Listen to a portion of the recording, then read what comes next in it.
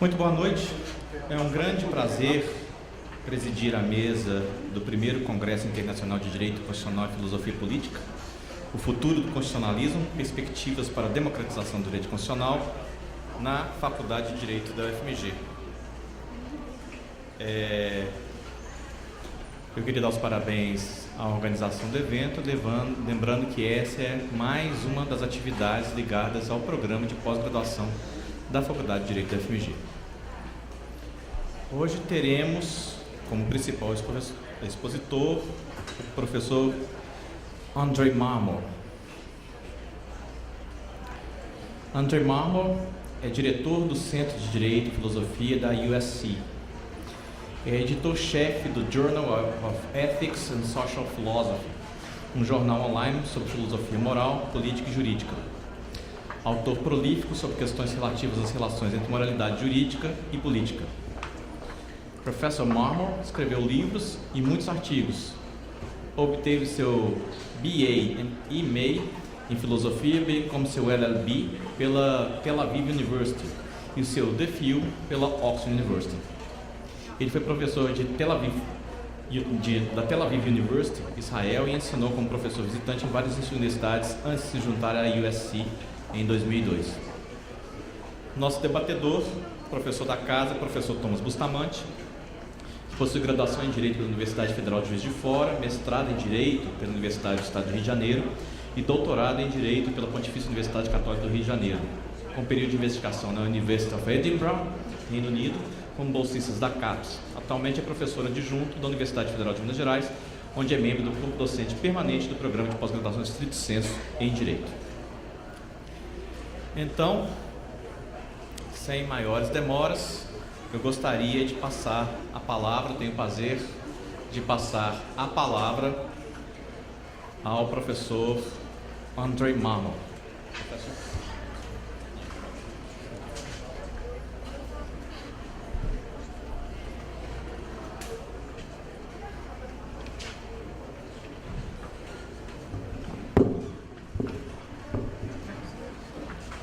Excuse me, I don't like speaking sitting down.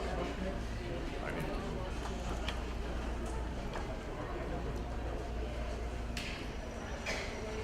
Thank you very much for giving me the opportunity to talk to you today. So, I'm not a constitutional scholar, not a constitutional lawyer. I'm a legal philosopher, and philosophers can indulge in coming up with thought experiments and crazy hypothetical examples to make a point, to make an argument. And that's what I'm going to do today. I want to tell you in advance that my argument is going to be very narrow.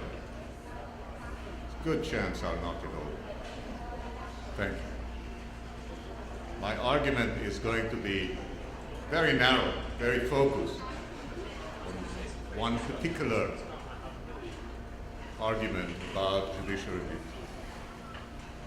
And I apologize, but it's really going to be focused on or take as its primary example the US model. So I'm sure there are lots of differences, and I'm sure that not everything I say applies to Brazil or other countries. Nevertheless, I think we can learn something because my argument is somewhat abstract. Okay, so as a starting point, we can start from a general question that has been raised in this conference several times already, and is very familiar. And that is the question of what is the moral political justification, what moral political reasons we can come up with to justify a constitutional structure like the US has, whereby a non-democratic institution composed of a handful of people, 9 in the United States case, appointed for life, not professionally and politically accountable to anyone, get the power to prevail over decisions democratically made by the Congress and state legislatures. In other words, why would a bunch of justices not accountable to anyone have the final say on matters of great moral, political, sometimes economic importance? Okay, that's the general question. Now, one answer, and I'm totally aware of the fact that it's just one of many answers. Well, not many, but several. One answer that people give to me, say, look, precisely because the court is a non-democratic institution, not accountable, that's why we need it. And why is that? Because we need to put some limits to majority rule. You cannot have the tyranny of the majority. Okay? And that's the only argument I'm going to focus on. Okay? Whether we can justify constitutional judicial review on grounds of the idea that we have to have some limit to majority rule. Okay? Please bear that in mind. At the end, there is time. I'll say a few words about protection of rights and all that, but just as an aside. Okay. So here's how my argument goes.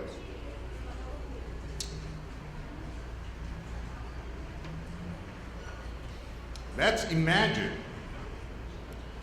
that we can construct a system whereby instead of constitutional judicial review, we have a lottery system, a completely randomized system of striking down a certain number of laws and policies in a totally random fashion. Okay? That would put a limit to majority rule. In fact, we can calculate in advance, based on previous knowledge, the quantity of the limit. Okay? So suppose that in the United States, we can figure out that every year, I don't know, 3, 4 policies or statutes are struck down as unconstitutional by the Supreme Court. So you say, okay, so the computer has to pick 3 cases every year and decide they are not constitutional. Okay. So that would be a limit. Now, what's the point of this experiment? I'm not recommending it. I'm not telling you, let's do that.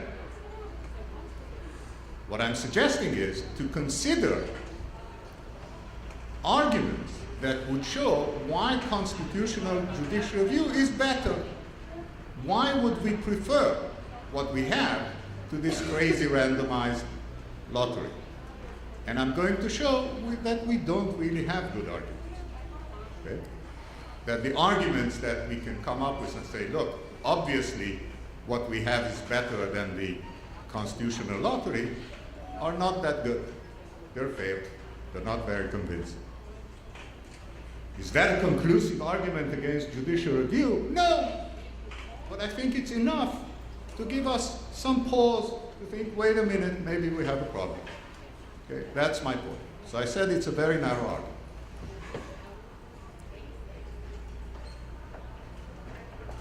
So here's how I'm going to proceed. I'm going to talk about 5 arguments or 5 responses to the question, why is constitutional judicial review better than a constitutional lottery? Okay? And I'm going to show that I'm not convinced by either one. Some of the arguments are more serious than others, but we'll go step by step. And I'll really try to be brief because I want to leave as much time for discussion as possible. Okay. So the first argument, or the first response to why what we have is better than a lottery is what I call the obvious objection. People would say, obviously, the lottery has nothing to do with the text of the Constitution. That's true. Obviously, the written Constitution has some determinate legal content. It says something. And we expect the courts to implement that content. Okay. Even if it's not always clear, at least in many cases, clear enough what the Constitution says. So the point is that this crazy constitutional lottery is totally unrelated to the constitutional text, and surely we want to give effect to the text, to what the Constitution says. Okay, two answers. Number one, certainly in the US, I presume pretty much here as well,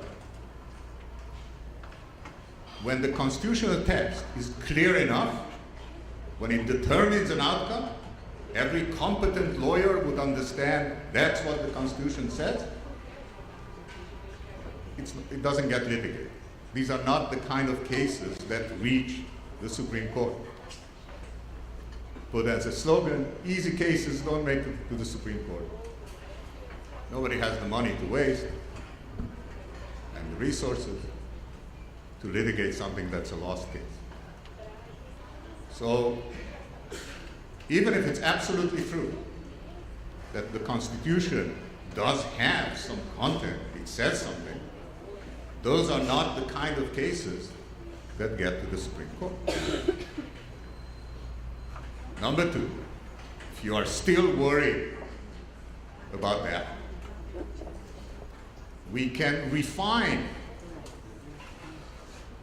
we can modify my crazy lottery, my randomized system. And we say, okay, not every constitutional challenge goes to this constitutional computer, to the lottery, but only those where there isn't a unanimous agreement at appellate level. Okay? When the appellate courts are not in unanimous agreement about what the Constitution requires. Now, this is, of course, a simplification. It's a proxy. But it's a proxy for a very sound idea. The idea is that most of the litigation is in constitutional cases. Deals with cases where a plausible argument can be made to read the Constitution this way or to read it that way, when there is room for plausible, legal, moral, political disagreement. So we can filter those and say only those cases go to the randomizing computer. Okay? So that answers the obvious objection. Okay? Whatever the Constitution clearly determines doesn't get randomized, but it won't get litigated anyway, or at least it won't get unanimous support. Sorry, in cases that don't get unanimous support, it's pretty clear that the text doesn't determine what to do. Okay. So from now on, we can assume that we're talking about this modified, refined constitutional law. Okay? We randomize only those kinds of cases where a plausible argument can be made to read the Constitution different ways. Second objection, I'll deal with very briefly. People would say, okay, that's a very nice idea, but surely nobody's going to go for it. They call it the argument from public perception. Surely you cannot sell anything like this to the public. Simple answer to that, of course not. I'm not arguing that that's what we should do.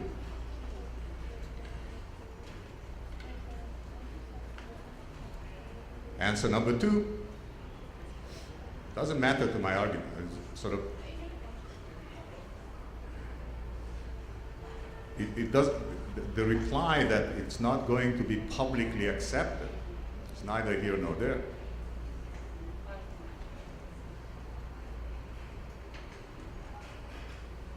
public perception,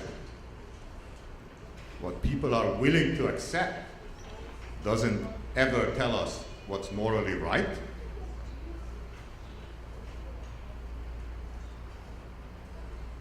It only tells us what looks better, what seems better, and what looks better might be easy to live with, but it doesn't make it right. So this whole point about public perception, I think, is kind of beside the point. And mainly because I'm not actually arguing that we should do that. Objection number 3, and this is a little bit more serious, and we should think about that. People would say, here's a good reason why constitutional review is better than a constitutional lottery. Because a constitutional lottery would violate the rule of law.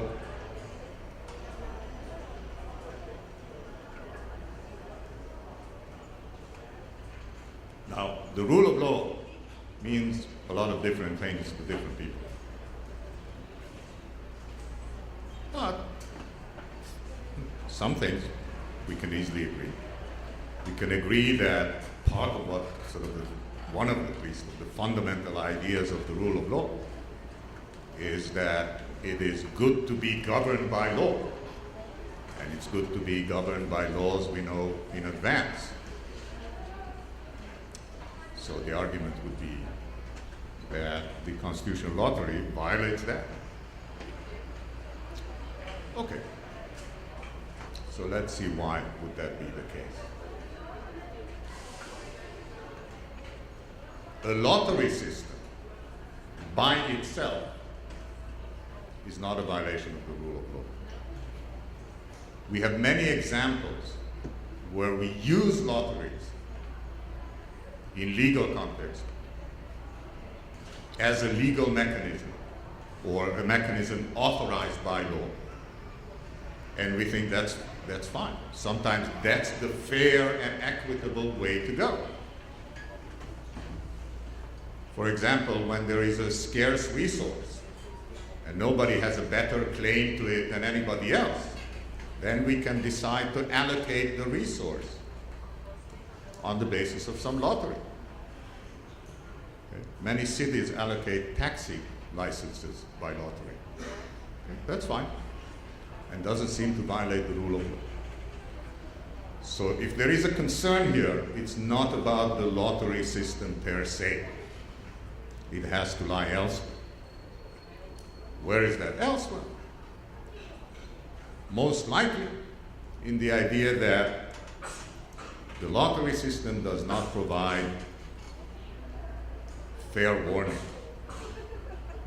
Doesn't tell us in advance what the law is going to be. We have to wait for the lottery to actually happen. And if it, say, happens only once a year, then there's a period of time where we are not sure whether the laws, the governmental policies are constitutional or not constitutional. So there is a problem of fair warning. Okay, I admit that. But let's look at the reality a little bit of constitutional judicial review as it happens. There's a lot of uncertainty there too. Okay. We live with constitutional uncertainty all the time. It's the reality. We don't know whether a new law is going to be challenged. How long will the challenge take? When will the Supreme Court take it up? What will it decide? So the reality of uncertainty is what we have anyway. Second answer is, or as complementing that, sorry, not really a second answer. Even if we lose something in certainty, and there is an argument why that might be the case, okay? I can go into it in the discussion. So even if we lose something about certainty, we gain something, fairness. Lottery systems are fair. Okay? And remember that, at least again, I'm basing it on my knowledge of mostly the US model.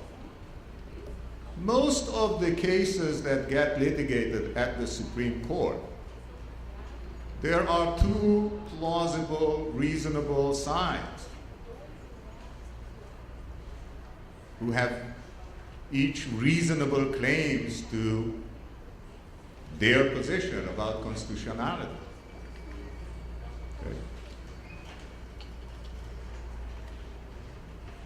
So there is something to be said in favor of an equitable system. Okay. I'm not saying that's a good argument to adopt it. I'm just saying there is something to be gained. Okay. But the main point is that I acknowledge that the lottery system creates a problem of predictability, creates a problem of certainty about the future. But so does our current system. We have that anyway.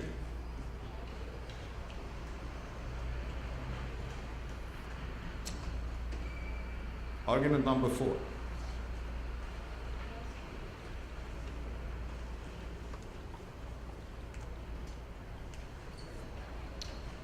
People would say, look, there is nothing in the lottery system to encourage compliance with constitutional principles.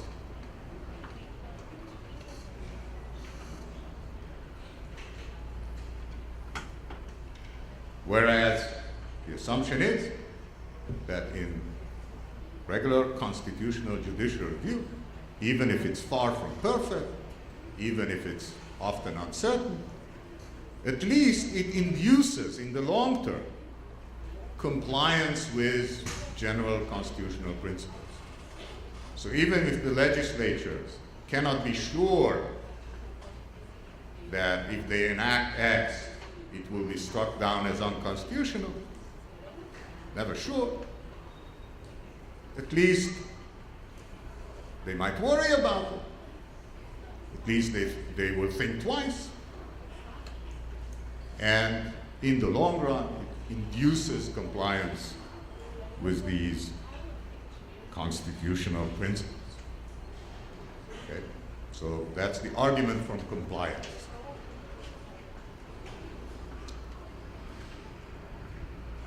Well, there are two problems here, and I'll elaborate only on one. Number one, compliance with what exactly? We already said we're not talking about the cases where the Constitution clearly determines an outcome. We handle that. So we're talking about the kind of underlying constitutional principles that my friend Will Walichuk likes and argues for and claims that's what it's all about. Okay, so I had other opportunities to argue with Will about that. I won't use this one, so I will grant, okay, let's assume that there are those principles. Okay, I don't agree with that. I don't think they are. I said something about it a couple of days ago, and much more in print. But I'm willing to assume for the argument that there are these constitutional principles. And now I'm going to focus on the second issue. Does constitutional judicial review, the way we have it, induce compliance with those principles? Does it encourage the legislatures and policymakers to comply with the principles? And that's very doubtful. Okay. Now, I'm not original here. Many scholars, political scientists, and lawyers have shown that unconstitutionality is not typically a threat. It's not a sanction to politicians. On the contrary, often. Okay? So just to give a schematic model why that is the case. Suppose there is a proposed bill, an act, call it X. I'm the legislator, I'm the politician, and I'm thinking whether to vote for X or not. Okay. Now suppose X is popular with my constituency. Okay. My voters really like X, they want X, they want that law. But if they don't, I won't vote for it. Okay, for them, who would? So, the assumption is, X is popular, people want it. But suppose that I know that from the perspective of those deep constitutional principles, it's really dubious, very questionable. It really should not be enacted. Okay? Should I vote for X? Of course I should. It's a win-win situation for me. If I vote for X, I gain the popularity point, you know. I respond to the demands of my constituents, and they are the ones who vote for me, so it's good for me. And then either the Constitutional Court, the Supreme Court, strikes it down, or it doesn't. If it strikes it down, I can go back to my constituents and say, don't blame me, I voted for the bill, it's the court. They didn't allow it. And if the court does uphold the law, X, the court says, no, it's constitutional, then I'm very happy. I can go back to my constituents and say, look, I told you it's constitutional.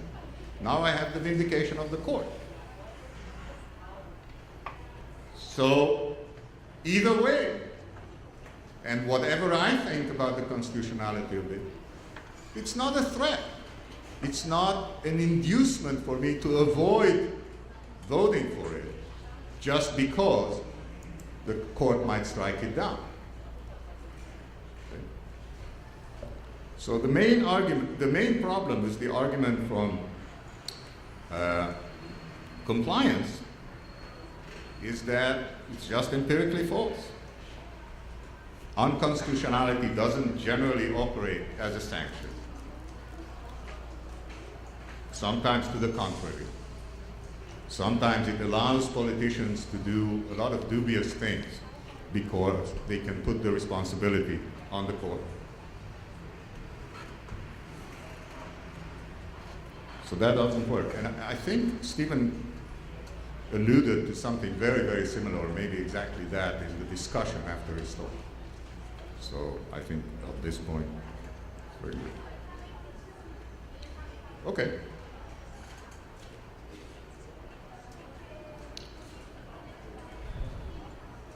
Argument number 5, and the last one.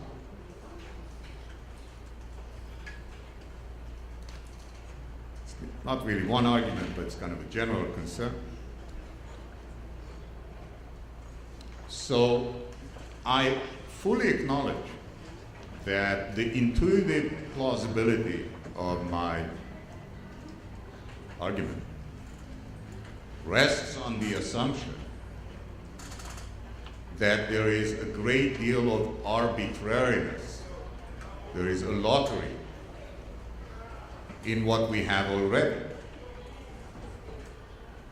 The constitutional decisions of the court,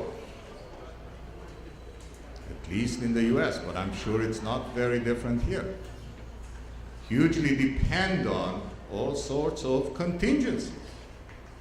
Who appointed the justices? How long they hold on? And so on and so forth.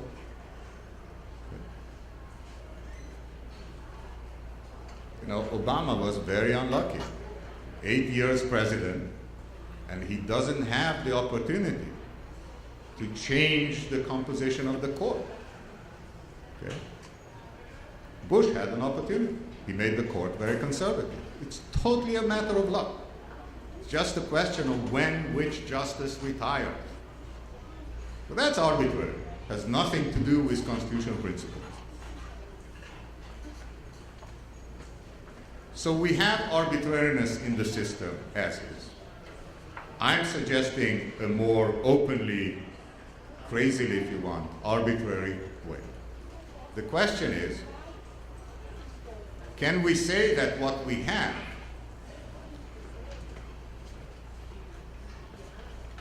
sorry, take that back. Erase it. Delete it.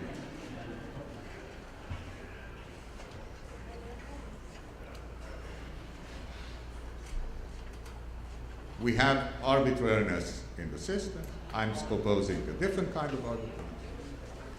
Remember that the point that I'm attacking, the argument that is my target, is that we need constitutional review as a limit on majority rule.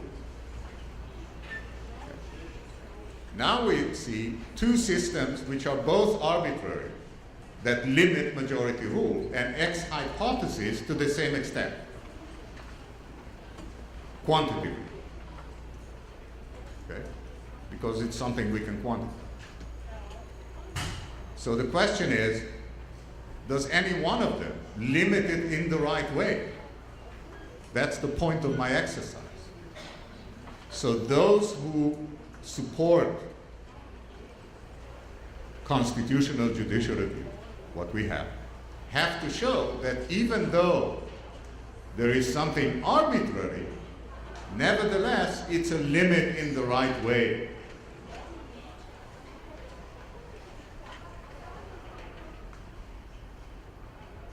What can support that? Why would that be a limit in the right way and my crazy lottery not? What makes it a limit in the right way?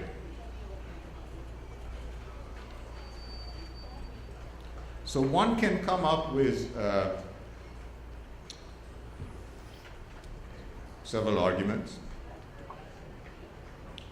I'll mention three briefly.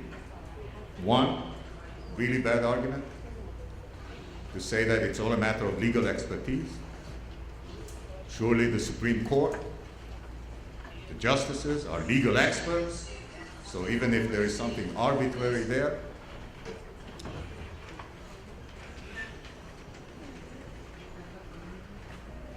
the legal expertise makes it in the right way. Simple answer to that, most constitutional cases are not about legal technicalities. They're not about purely legal matters. They're about moral, political, economic, social issues. Nobody's an expert in that, certainly not in morality. And even if there is expertise in morality, nothing makes judges experts in morality. God knows nothing makes my colleagues in philosophy experts in that either. The second and better argument is that forget about legal expertise, just think about the deliberation in the court, the process of decision making in the court.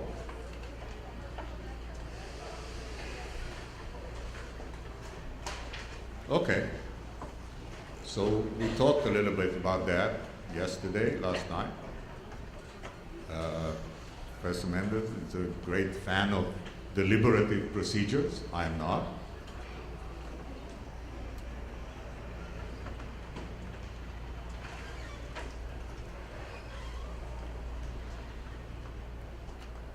There is a lot to be said for, in favor of, the process of deliberation in the court. There's something academic, even intellectual about it sometimes, even in the United States Supreme Court. But it has very little to do with the results. What I think that the argumentative process in the court does, essentially, it provides argumentative ammunition. It makes it easier for justices, and especially their clerks, to give good reasons, legal reasons for their decision. It doesn't change the way they think about morality, politics, law, etc. Okay? And kind of part of the proof of that is that, at least in the US, again, I'm sure it's not very different here, it very rarely happens in constitutional cases that we are totally surprised by one of the judges or more than one of the judges' rulings. Okay. We are surprised by the arguments, sometimes. But deliberation doesn't change people's fundamental views about morality and politics and economics. Okay, not the kind of deliberation in the court.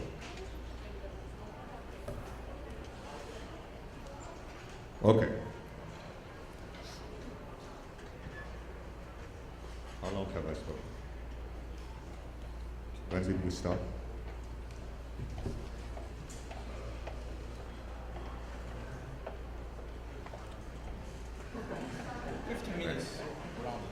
Thank you.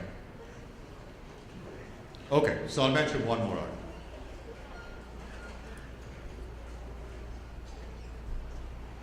So here's one way people might think about what makes constitutional judicial review a limit on majority rule in the right way. They think, look,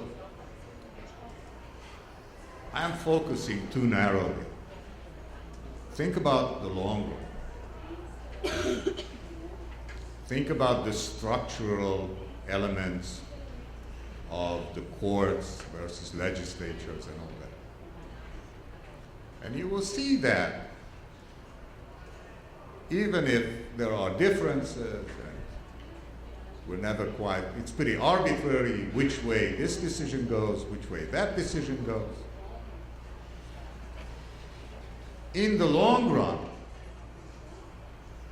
the decisions of the Supreme Court on constitutional matters is going to reflect some level of social consensus. It's going to reflect social norms widely held in the population. It's not going to be far away from, far detached from what is socially acceptable. Okay? And as a matter of fact, that's probably true. I'm not denying it. The problem with this argument is that if we think, well, what justifies constitutionalism, constitutional judicial review as a limit on majority rule is the fact that it's in line with the social consensus in the long run, then why would we need it to begin with? Then it totally undermines the whole point of having a constitution or constitutional limits on democratic legislature. Legislatures are much better in reflecting social consensus. They are accountable. The whole point of having a constitution is because we don't trust the legislatures, and that's because we don't trust social consensus. So it's not reassuring to know that the court in the long run is not going to fall out of line radically from the rest of the population, because that only shows that we may not need a constitutional judicial review to begin with. Okay. Let me say a few words on something I have totally not discussed. And it's not really relevant to my paper because, as I said, my paper is very narrowly focused on one argument. I'll say something about it. I'll assert the podium here. People would think, okay, that's very nice, but what about the protection of rights? Surely we need the constitutional or judicial review simply to protect the rights of minorities, vulnerable minorities. Okay?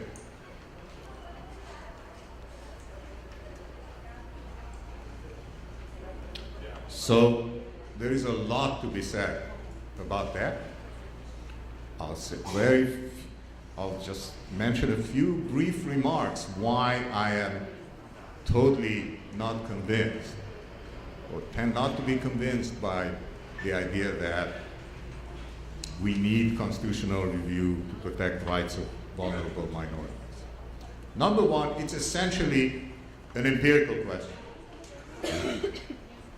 The question is, do courts, especially constitutional courts, really do a better job than legislatures and other political agents in protecting the rights of vulnerable minorities?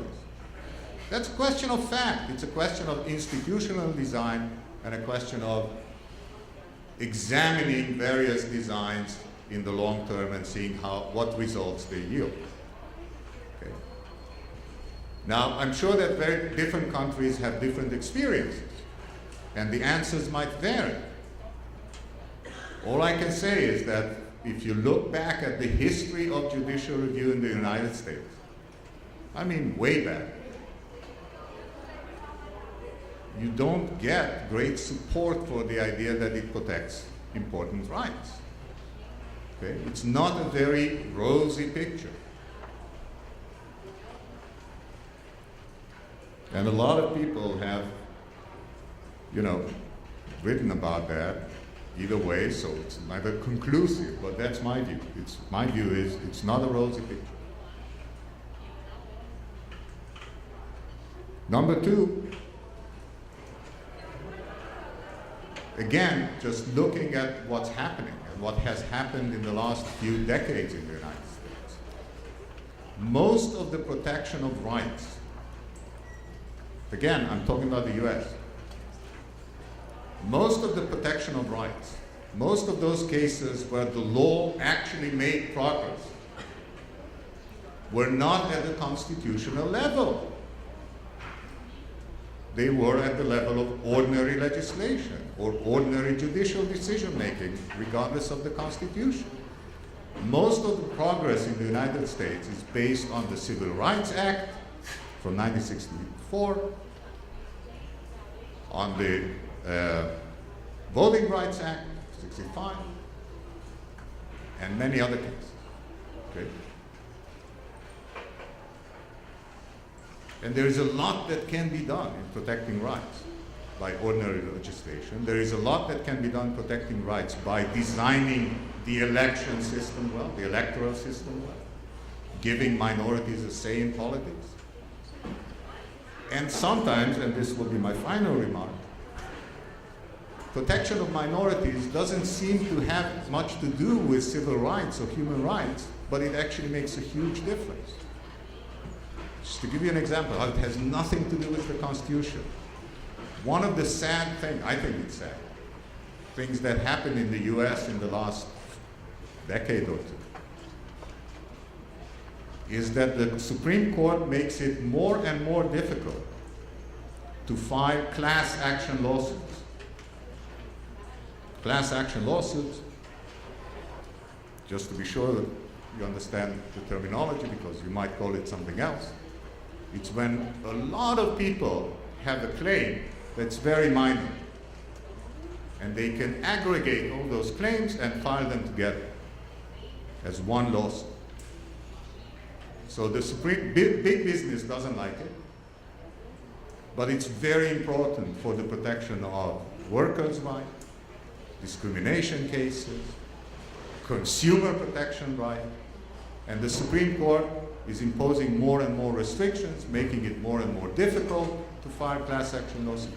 That has enormously negative impact, a lot of impact and negative impact on protection of rights, and nothing to do with constitutions. It has to do with the, civil procedure. Okay? So I think that this automatic association, protecting rights, we need constitutions, is just empirically not supported by much. But, okay, I'll stop. And I hope we can have a discussion. Thank you.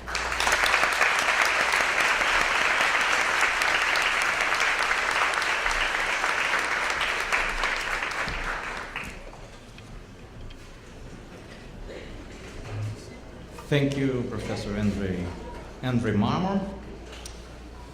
This mental experiment is deeply provocative, and it reminds me another mental experiment called the survival lottery, provided by Professor John Harris, an agreement that in a given community, one person randomly dies to provide organs, saving 5 or 6 lives instead of waiting for a care accident.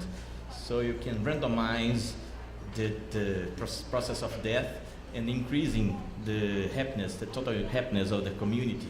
So I think you can go further with your argument, but first of all, I would like to call Professor Thomas. Up to you, Thomas.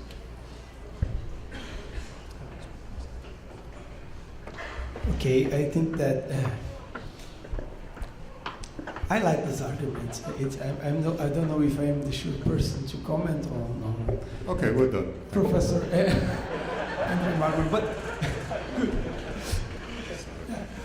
I've written 6 pages here, but I would completely ignore them because I think that I've read the paper, but while you executed it, while you delivered it, some other questions came to my mind. And I think that we can press your argument even further than you did here. So, because I think that it shows, just for the audience, okay, for the Brazilians, they are the vast majority.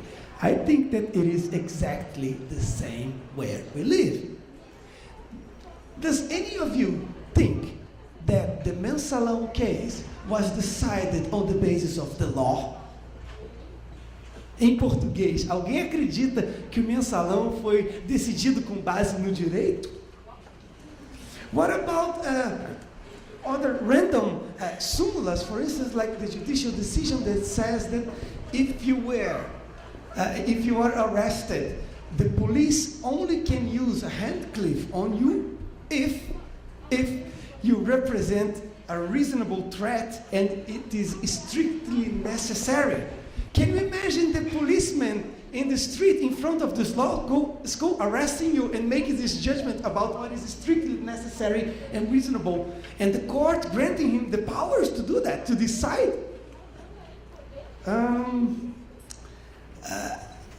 Decisions can be predicted on the basis of political ideologies.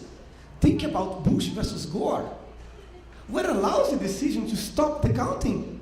I think from the moral point of view, could any of you, but this is totally random. I think that you're right.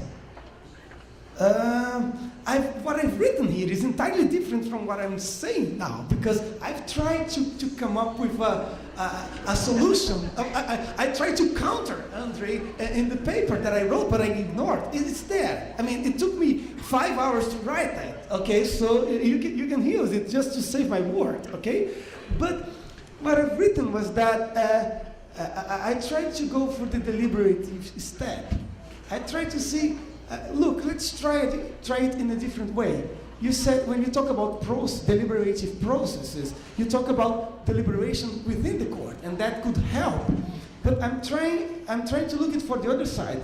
On the Dworkinian experiment, I was thinking about deliberation outside of the court. Could the court help us, that we are not constitutional judges, but deliberate better about moral principles or moral norms, if we have a chance to decide after them? For instance, in those systems that got judicial review without judicial supremacy. I was thinking about Stefan's paper when I wrote that. So I was trying to come up with a solution or a way to respond to your argument. But in the end of the day, I think that over your exposition, I changed my strategy. Because I'm now asking you a different question. If you want to answer the first question that I tried, but maybe you can. But let's think of the second one. The second is, let us imagine the very best case scenario when you talk about the historical fact, the empirical fact, when we decide whether or not constitutional courts are good. Let us imagine that as a matter of historical research, okay? Let us imagine that in the end of the day, the vast majority of the decisions of the court are good on the basis of an outcome-related reasoning. we can find very good arguments to say that they are good. Let's think about this hypothesis. Do you think that this is enough to say that constitutional courts are legitimate? Let's go back to the randomizing system again, because this is the system where we live in.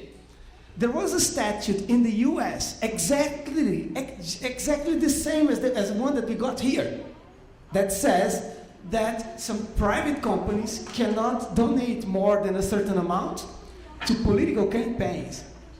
In the US, they said that this is a violation of your freedom of expression. Here, they said this is a violation of political equality. But who are they to decide for me, for us?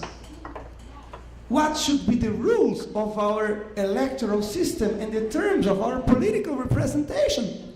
What kind of authority, moral authority, I'm talking about moral authority, do you think that they have?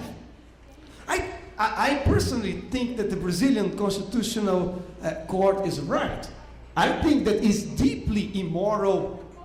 Any political system that in which a person can donate $10 billion to one person, and on the basis of my salary, I can donate 100 reais to the same person.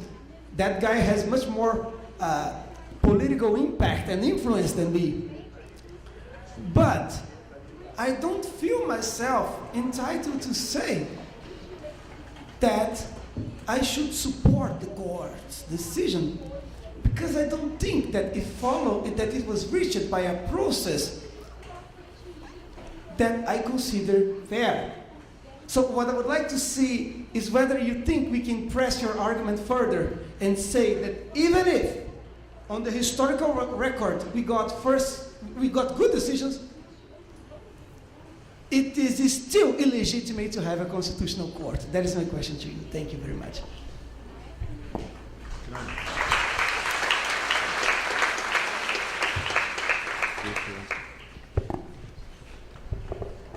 So I'll really try to answer very briefly, because these are complicated and important issues.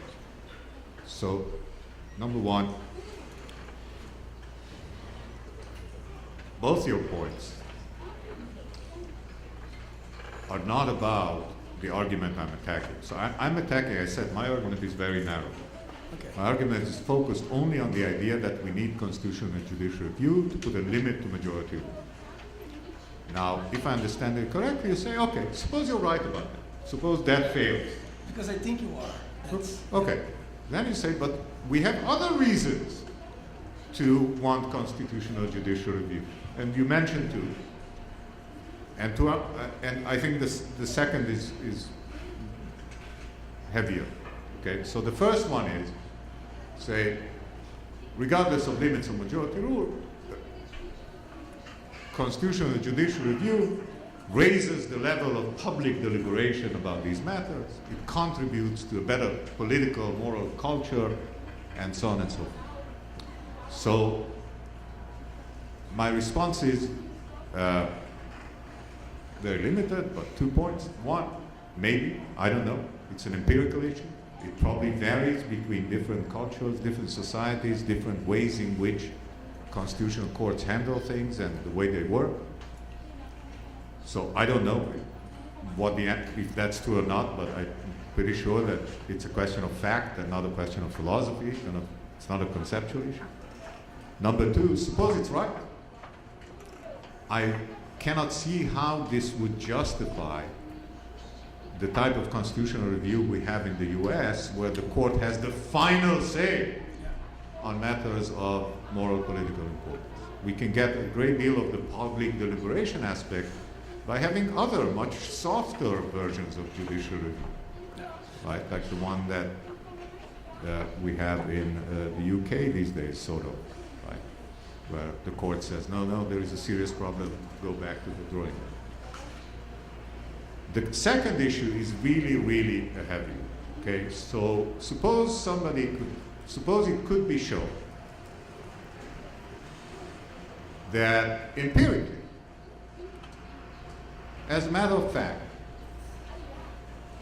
courts, in the long run, actually do a very good job in protecting rights, protecting vulnerable minorities.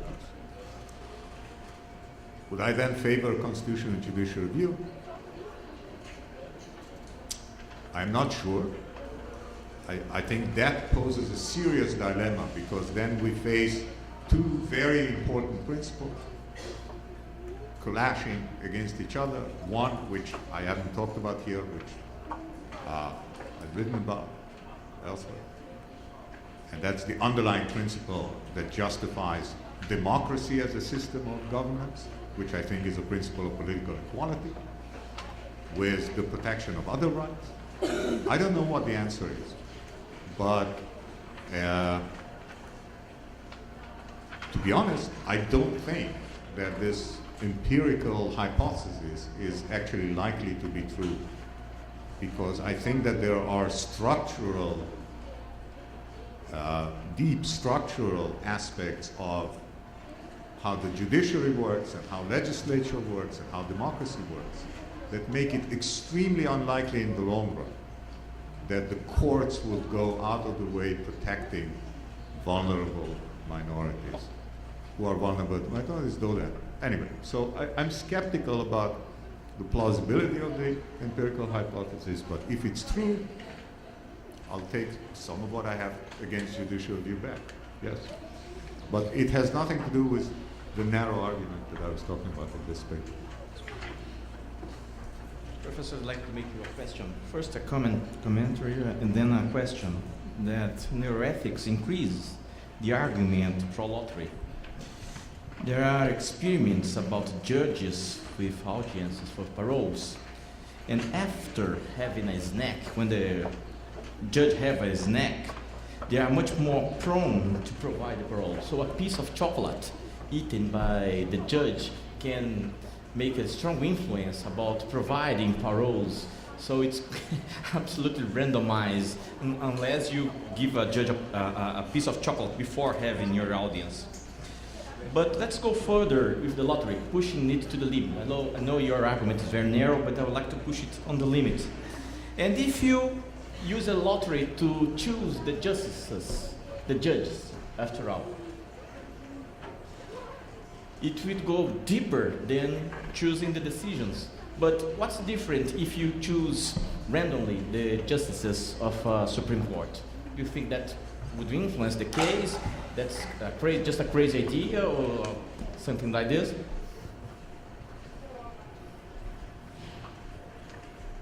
I'm not saying that all judicial decisions are the same. I'm talking about constitutional cases. I'm talking about those cases that are morally, politically controversial enough to make it to Supreme Constitutional Court. I think that, so if your argument is about that, then saying let's choose the judges by lottery, it's just a different way of my hypothetical. Instead of a computer, we just choose judges by lottery. Same idea. You think, no, let's do a lottery throughout the whole legal system, regardless of what, oh no, that's really not what I want to say. You know, tort cases are better decided by judges and contract cases and so on. I don't think that. I mean, they raise completely different issues.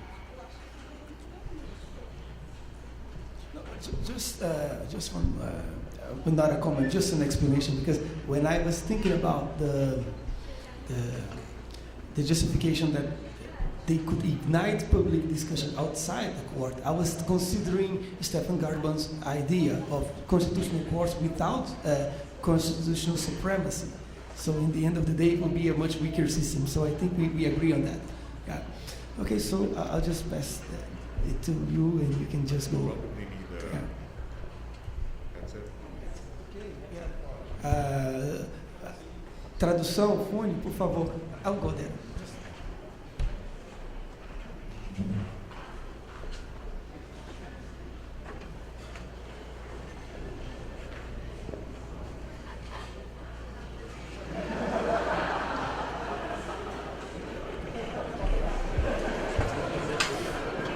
Perguntas?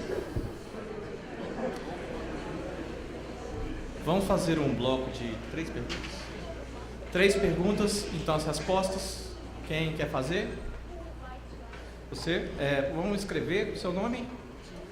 Diego.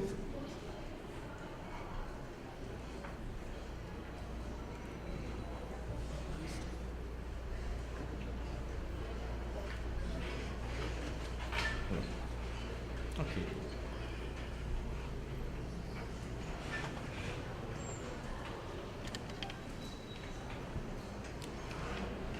Thanks a lot. I'm going to raise two very naive questions. The first one is,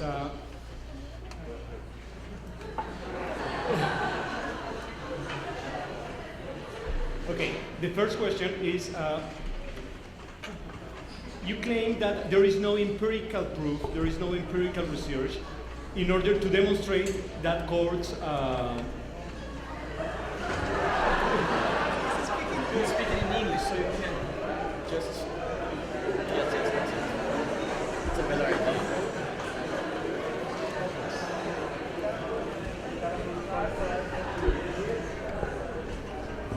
Okay, the first question is, you say there is no empirical proof to demonstrate that courts produce better outcomes or better decisions. And according to that, I wonder, in your framework or in your thesis, what do you consider is a good decision? What do you consider is a good outcome? That's the first question. And the second question is, do we need any kind of empirical study, any kind of empirical research in order to prove that Congress produces better solutions, better outcomes, better decisions than courts? Those are the questions.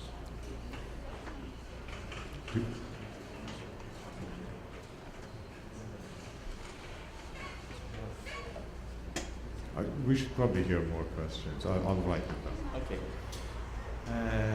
Guilherme? Christopher?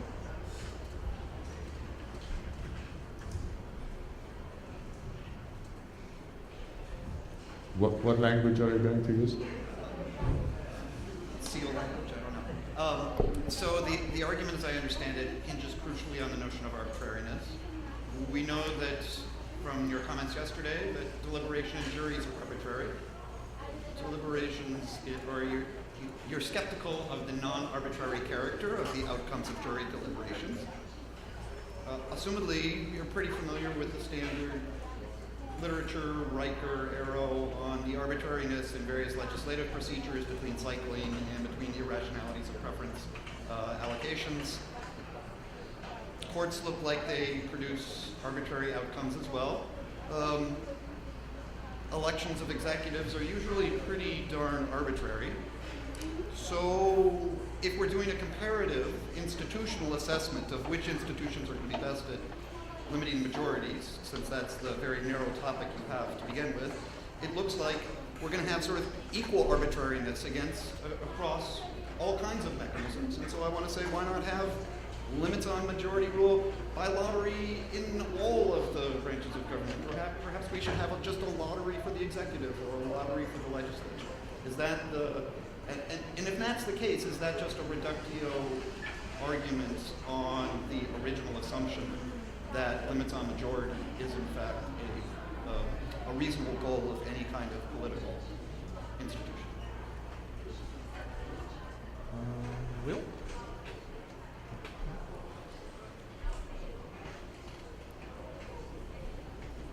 Actually, it's getting a bit. Do you mind if I? Okay.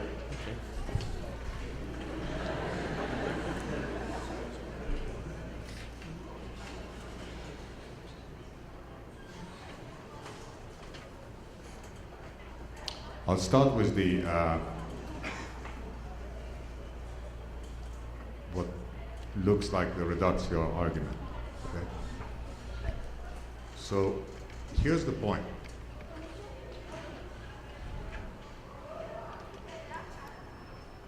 My assumption was that we are talking about the kind of serious constitutional cases that get to the US Supreme Court. And in all those cases, all of them, and many others that don't get to The court is not willing to. A plausible argument can be made about constitutionality. A plausible argument can be made against. Wait. What?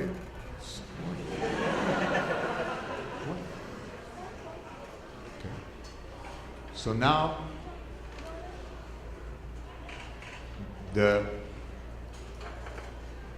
in the case of legislation, okay, there are a billion varieties. Okay, sometimes no. There is no plausible argument that can be made that rape is fine. Okay? Or that. And sometimes it's a matter of figuring out the facts. Right? So what seems like possibly controversial really depends on facts, and then the question is, who is better at that? Ample social research showing legislatures are way better than that. And in some cases, there is, a sliver of cases which are like the Supreme Court kind of cases, okay? And then you could say, all right, so why not just flip a coin? Okay? Well, that's sometimes an option. But sometimes there is a case to be made that the legislature, in those cases, really has to be responsive to their constituents, regardless of truth, regardless of the right decision. Just a matter of respecting what people want. Okay? So I don't think that it's a slippery slope here. And if it is, it's not that steep. Maybe we glide down there, but not steep. The point about what would I consider good argument, good results, and so that's really complicated. But the point was, it's not about the main argument of my paper. It's what I said at the end, right? It's what I said about what Jeremy Waldron calls rights instrumentalism. So the question is, does the Supreme Court does a good job in protecting the rights of those who really need protection, those who will not get it by the legislature because they are a tiny, minor, vulnerable minority, or the kind of minorities that cannot muster enough political support to protect its rights. So is it the case that the court does a good job in protecting their rights? So I think we have a sense of what would be good results. And we can test that to some extent. And of course, to some extent, it's going to remain controversial. Okay? But that's not a worry for my argument. It's a worry for those who want to justify constitutional review on instrumental grounds. Okay? So I shouldn't be worried about it. They should worry. Sorry. Will?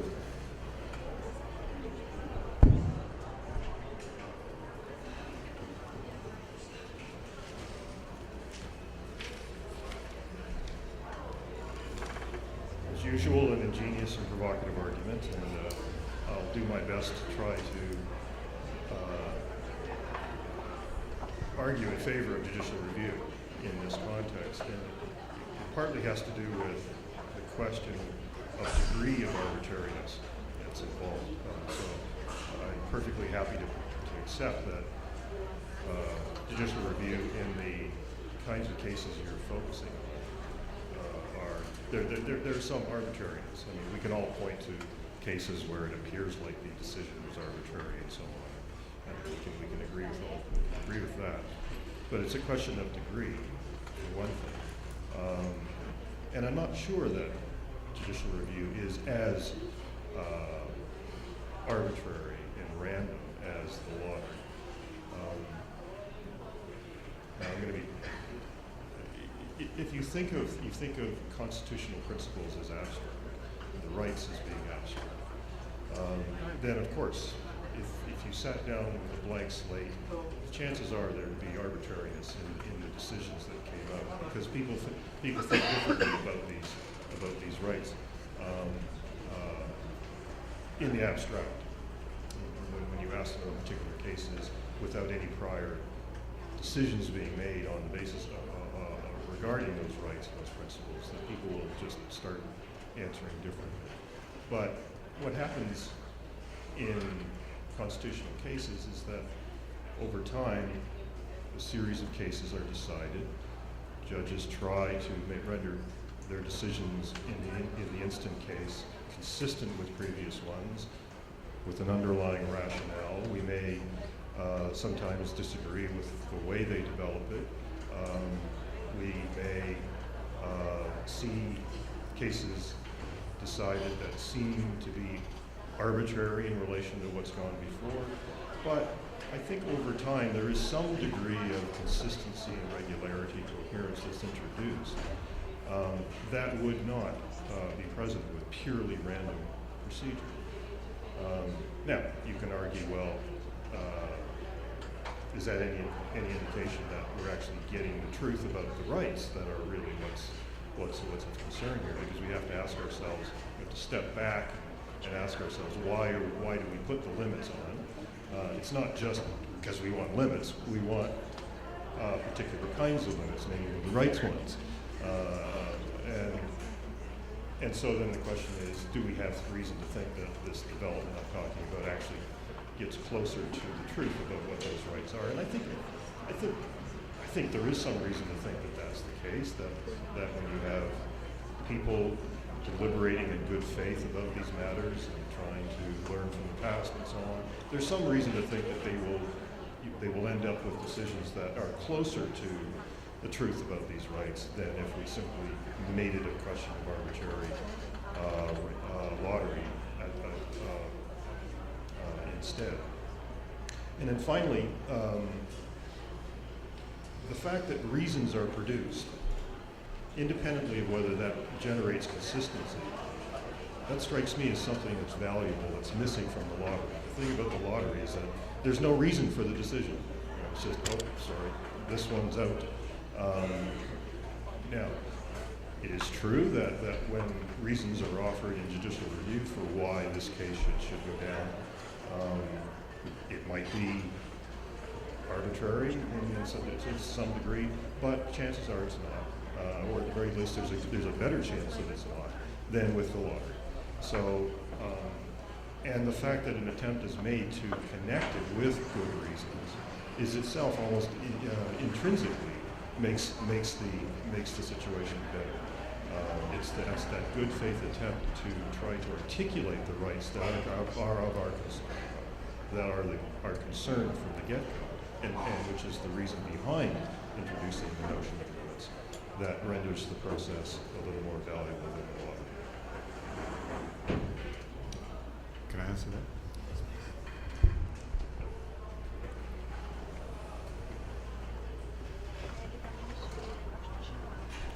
So just to start with a tiny point, I'm probably my fault that we started talking about arbitrariness. Not a good idea. Arbitrariness means a lot of things in different contexts, and that's really not the issue here. So it's about randomizing, how much it is a matter of lottery, which is arbitrariness in one sense. Okay, so anyway, it's just something that bugs me, but never mind, sorry. So the problem is there are a lot of moving pieces, okay? And I do not disagree with you that there is a lot to be said for the kind of common law type deliberation about matters of great moral political importance. That there is some accumulated wisdom over the years that judges can exercise in good faith. I am more skeptical than you are, generally speaking, about how much wisdom accumulates in the common law. I think that there is a lot of, it goes both ways. So, okay, but it might be neutralized by the bad. So, some good here, but if the bad is heavier, we don't want that. Anyway, we disagree a little bit about that. That's not the main point. The problem is that there are a lot of moving pieces here. And the one, if you move one, then, and I'll tell you in a minute what that one is, then the balance shifts towards more favorable attitudes to constitutional review. The one is the question, who gets the final say and why? Okay? Now, if we're talking about the constitutional structure, where it is not the case, like in the US, that the Supreme Court, that it's totally unaccountable, that it's very politically independent, gets the final say, and because constitutional amendments are so difficult in the US, the constitutional decisions of the court are pretty long-lasting. Okay? They're very entrenched. That's the problem. How do you justify that? And I think that the weight of what counts in favor of this reason-based judicial review doesn't outweigh the serious problems we have with the legitimacy from a democratic perspective of who gets the final say. Now, since most of your writing is focused on the Canadian Charter, your job is a little bit easier because at least formally, Canadian court doesn't have the final say, Article 33 and all that. And I love that. I wish US had something similar. Okay? So, it depends what you hold constant and what you focus. Okay? Now, if you insist that, no, the US model is fine, really judges have to have the final say, then I have a lot to say against that, but we should probably keep that for a different occasion. One more question. Napoleon, young Napoleon.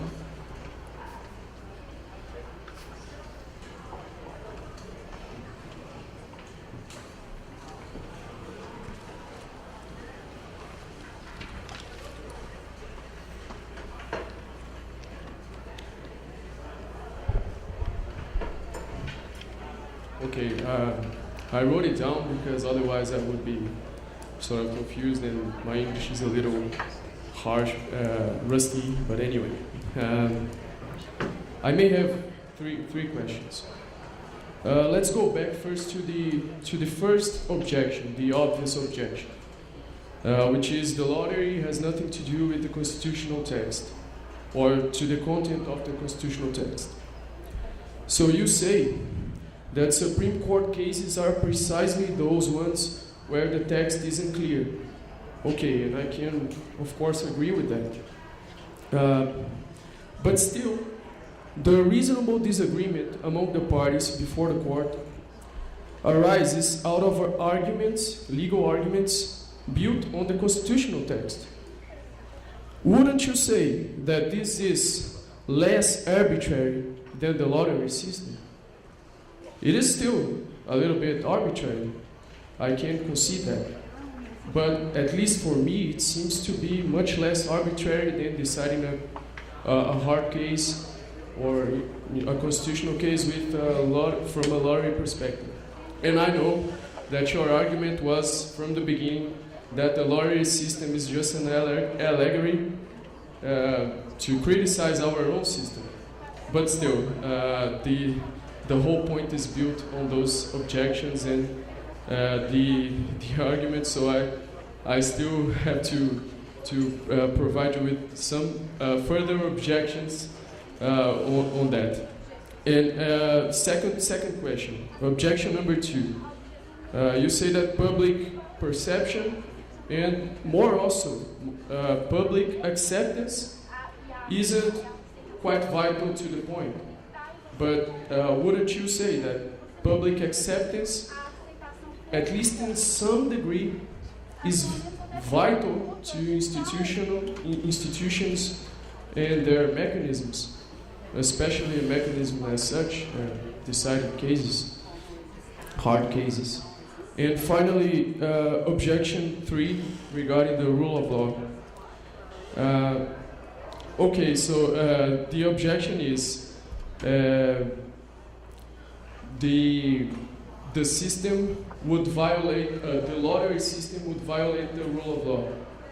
And you say, well, it wouldn't for two reasons. My question is, even though, even though the current system is uncertain to a point, it seems to me less arbitrary than a lottery. The fact that we use lotteries in certain areas, and this is one of your points.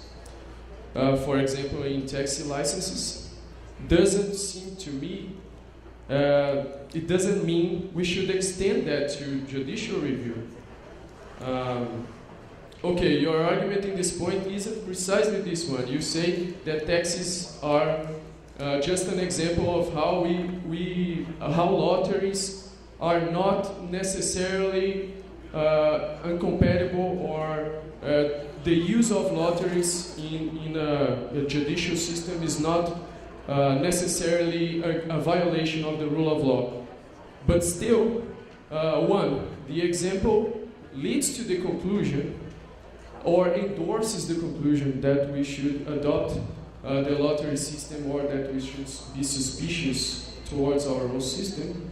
And number two, wouldn't the extension of such mechanism to decide in hard cases be indeed a violation of the rule of law nonetheless, especially for, again, it looks much more arbitrary than the imperfect system we have. That would be it. I'm really sorry if I took too long to make a question. Thank you.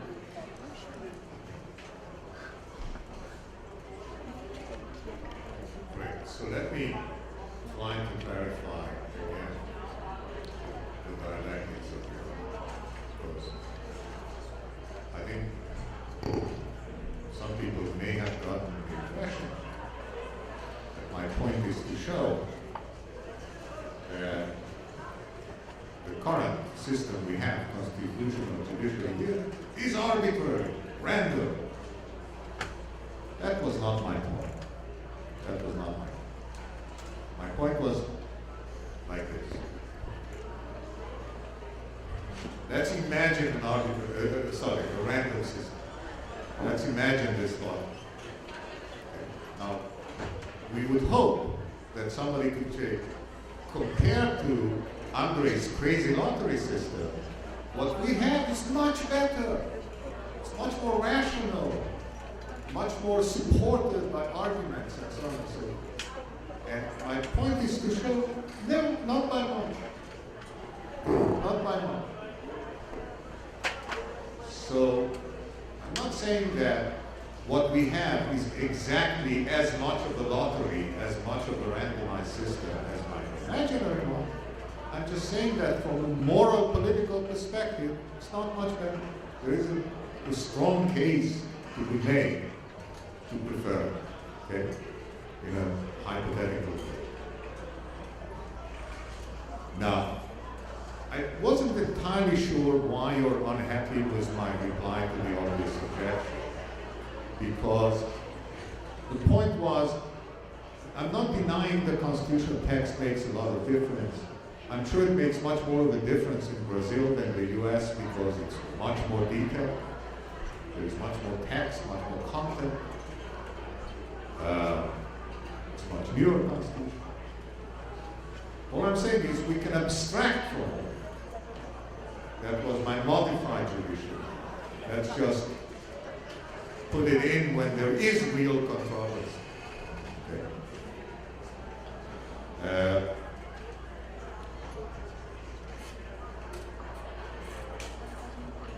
The public perception point. Of course I agree that for actual legal institutions, actual political institutions, public perception is very important. Okay. But since I'm not offering it as something that we ought to implement, it's not really relevant to the dialectic of my argument. Okay.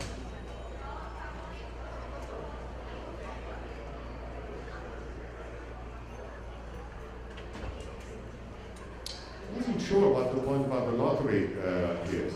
So you're right.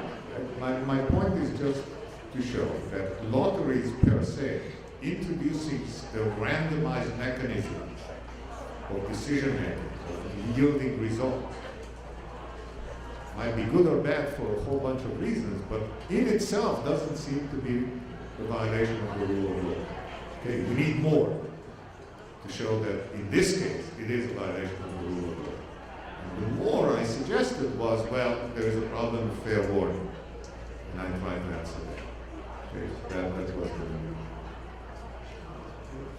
I think we don't have time for questions. I think it was.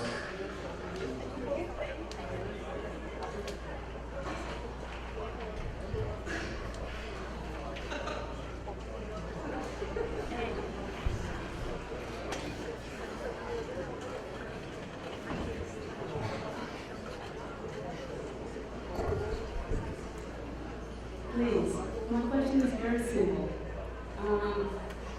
If I understood your point is a question of why the present Supreme Court is better to decide moral questions than a lottery game. This is a critic. I would like to know the answer. What do you propose then? That's my question.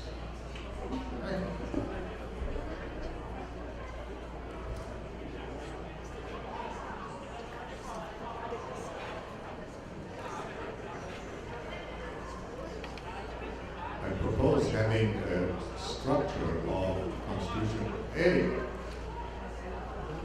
I think that there isn't a universal answer to the question whether constitutions are needed. Really. I know it's difficult for most people to think, how can we have a legal system without a written constitution and a constitutional court? I think we can. I mean, there are some examples, not many. In many cases it works fine. But my only concern is about one crucial aspect of the Constitution. Okay? And that's, again, the question of who gets the final say. And I think that in those systems where the Constitutional Court, whether it's the Supreme Court or the separate Constitutional Court, gets the final say on really important matters without any democratic accountability, is something I would rather not have. Okay. And not all constitutional democracies are like that. There are much softer versions, not that many, certainly softer than the US law. And I think they are preferable. Okay. It's fine to have a constitutional court, it's fine to have constitutional judicial review, as long as the final say is in the hands of the legislature, because they are democratically accountable. Okay? Because they represent, roughly at least, some ideal of political economy. Yes? Yes. So I think we had a great time here. Thank you, Andrei, for your speech. Thank you, Thomas. Thanks to the audience. And we'll see you back in 20 minutes.